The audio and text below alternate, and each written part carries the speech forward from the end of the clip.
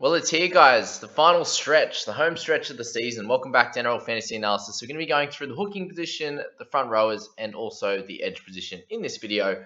Talking through all these guys that are really good options. We're going to run through their last 5 game average rather than their total season average, because a few of the guys have, in a hot run of form. Some are, on the downgrader, so we can see with guys like Brayley, etc. But I'm going to talk through the most important one. So in our hooking position here, we have our top 5. I've got in, clearly outlined here, and we're starting with Reid Marnie up top. So he comes back this week in a really interesting one, as having an average of 62 in his last 5. So an overall average of higher than that because of the really hot start he had, but a lower average through the middle there, and finishing with a lighter score there ended up with him sitting with a 661k price tag. So really helpful for anyone who's looking to pick Reid up is that he's a fair bit cheaper, and has a nice 5 game average there. So I think that puts him slightly ahead of someone like Ben Hunt, who has been on a bit of a tear lately, averaging 71 over his past 5. So they're 2 really strong options. Hunt, you obviously get over the hooker and the half position, so I think it's a really solid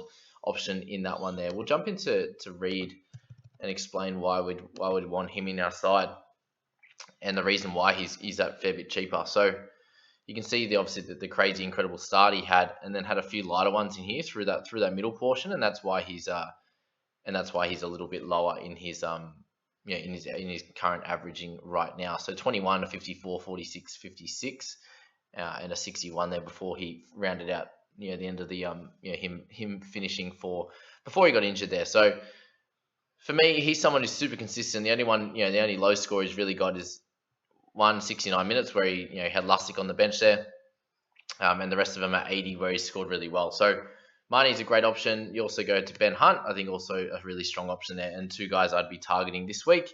Marnie, you could probably hold off for a week or 2 if you want to have a look at him, just to see how he's playing after he's returning from his injury. Someone asked me, do I trade out Ben Hunt because the Dragons are so decimated? And I think that's probably a silly idea. Just think of the fact that if Hunt's the number 7 and the team's a bit more decimated, it means he has to make a lot more tackles, means he has to kick more, means he has to do a lot more of the the attacking stats, get more of the attacking stats, make more try assists, etc. So yes, they might not get as many, but also means he has to completely run the team. So when he gets that opportunity, he's someone who scores really big. He's very similar to DCE in the fact that he can, once if he gets his hands on the ball a lot, he seems to just do everything on the park. The run meters, the kick meters, the try assists, the tries, all that kind of stuff, and gets into that big high averages over the next period. So sitting at 763k is a little bit steep in terms of his price, but I think it's definitely worth it. If you're looking at Brandon Smith, there's no Harry Grant on the way, and I've put him down here as one of our options at the end, Harry Grant, but I don't think he's going to get the minutes until maybe right at the end of the season once he comes back to justify bringing him in. So I think Brandon Smith is still a really good option. If you're holding him right now, keep strong with him. He's scoring really well, and you can see with his 63.4 last 5 game average. So that's that for Smithy there. 740k is a little bit steep. Obviously, that's based on his last 5 game average, but I still think is a great option, and he's coming in at number 3 there. Number 4 and 5, so Wade Egan snuck up into 5th position, but with Cook in the number 4. So I still think Cook's a way better player than Egan. But if you're looking at that last 5 game average, Egan's averaging 65. So nothing to sneeze at there, that's for sure. He's coming off a bunch of really high tackle games and a few try assist games. So he's looking really solid, and we'll jump in and have a look at his stats actually as well here. And the only good thing with Reid there is he's obviously really lowly owned as well. All right, Wade, he was 664. You get him at a fairly cheap price there, which is cool.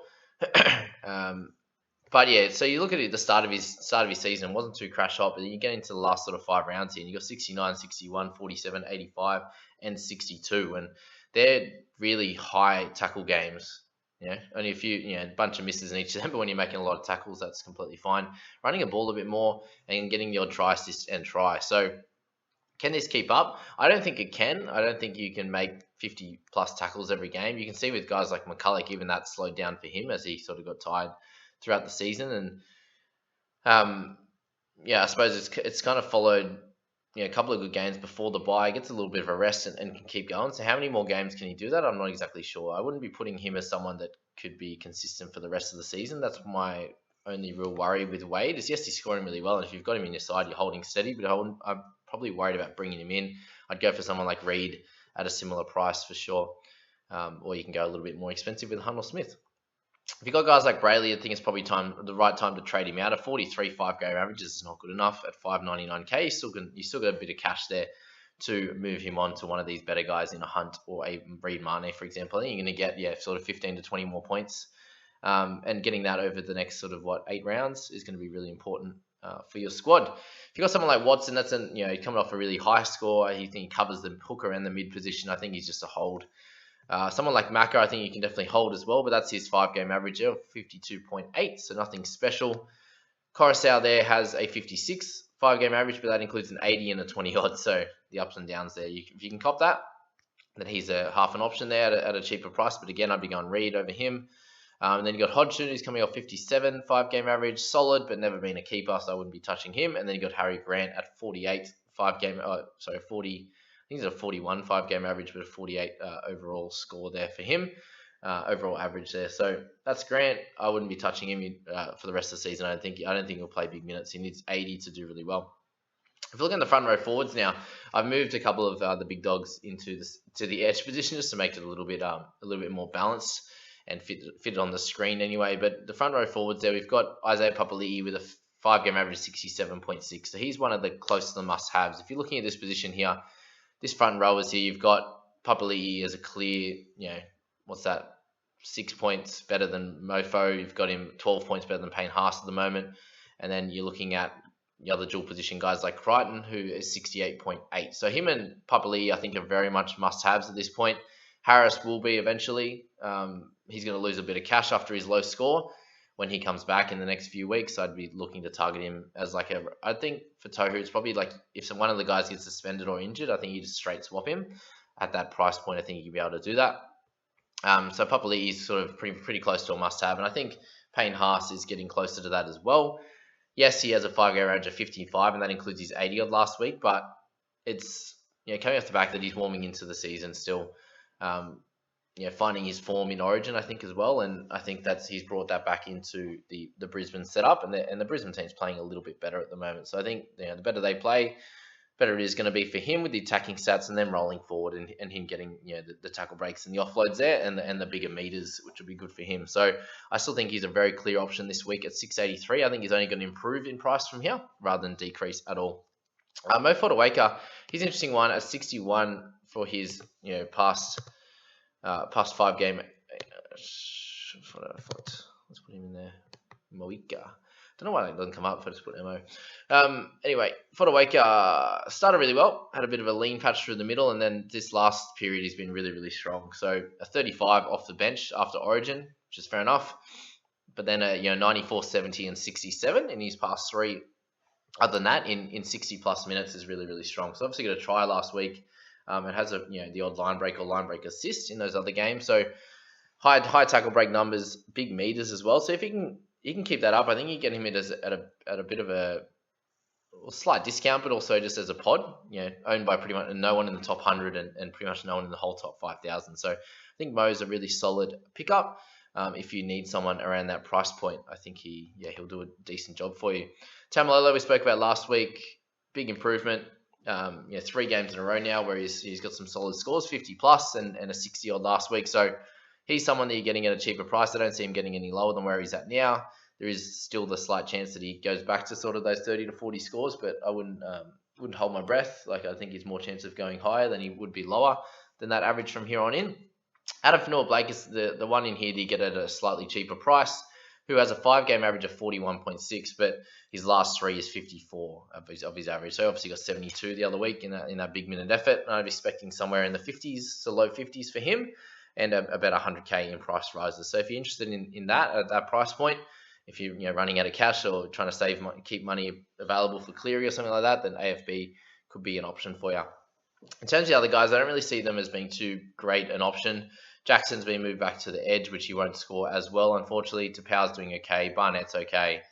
Papali'i, this is Josh Papali'i, and Luke Thompson just only doing okay. I just think there's better options in that front row forward position with guys like Papali'i, Crichton, and all the rest. So that's that one there for our front row forwards, and we'll move to the edge guys. And for Feeder's our clear option. That's a 5-game average of 70, 858k. he's probably your best captaincy option this week, in my opinion. Just not someone that's not coming back from Origin. There's no Cleary involved. There's no Tohu Harris. So I think Fifita's the clear one to go with. He'll be rested after the week off. I think he's, as I said, a clear captaincy option for your squad. And a must-have, I think, in anyone's team if they want to do well for the rest of the season. Angus Crichton, 68.8 for his average, 789k. He's a little bit cheaper, averaging fairly similar over the last 5, but he's going to be also a must-have. And you'd imagine if he's playing just off the bench for the Blues, then he should be playing big minutes in his return game for the Roosters this week. I think that would be smart. There's no reason why he can't do that if he's playing sort of 30 minutes off the bench or 40 minutes. Tohu Harris, we've still got him high on the list just because he's one of the top guys in the mids and also the edges. So 66.3 average, should be back in the next couple of weeks. He's named on the extended squad, but I wouldn't be suggesting that him or Chad play this week. I think it'd be silly for them to rush them back. Obviously, the Warriors aren't playing as well, so they really need them, but I think it's important to give them another week's rest. But anyway, they'll work that one out, and they know their bodies better than I do, so that's that. Tyson Frizell comes back. He's at 59.65 game average, 760k. Been scoring really well for the Knights there, and with their team almost back to full strength in terms of having Pearce and Ponga there. Frizell's going to play a lot better off Pearce's shoulder, and I think he's a great pickup as well. Obviously, grabbing the other guys will be more important first, and then Papali'i, Fifita, Crichton, and if you need someone else from there, then Frizell could be a good option. If you need someone that's a little bit cheaper as a dual position guy, then I think Cam Murray's your man. I'd probably look to wait until round 19, just for the fact that he's going to play big minutes through Origin, and he might miss this coming week, or come off the bench, for example, or play limited minutes in this one. So that's my thoughts on Murray, and then you've got the 3 guys there that I actually own in my team: Maddo, CHN, and also Lucy Leilua, who are all fairly cheap at the moment, 627k to 579. All averaging sort of just okay in the last 5.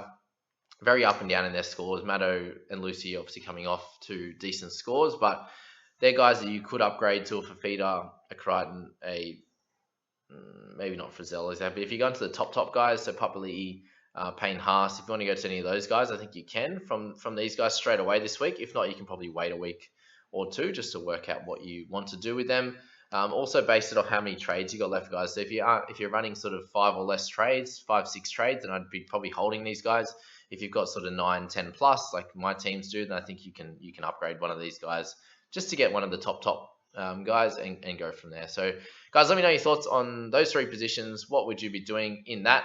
Only other thing to mention was that there's not a few people asked me about, is there any cash cows available, anything like that? Not really. Like guys like Tyson Gamble are a bit more expensive. They're making some money, but anyone at the low end, there's no real cash cows. If you need to cash out, then there's probably 1 to 2 options like that if you need them for 1 week. But I think most people will be okay unless all the Origin guys don't back up. I think we'll all be okay from here on in. Just pick for a cash out guys now. Just pick anyone that's the cheapest and covers a few positions so you can move blokes around. Would be the smartest option there.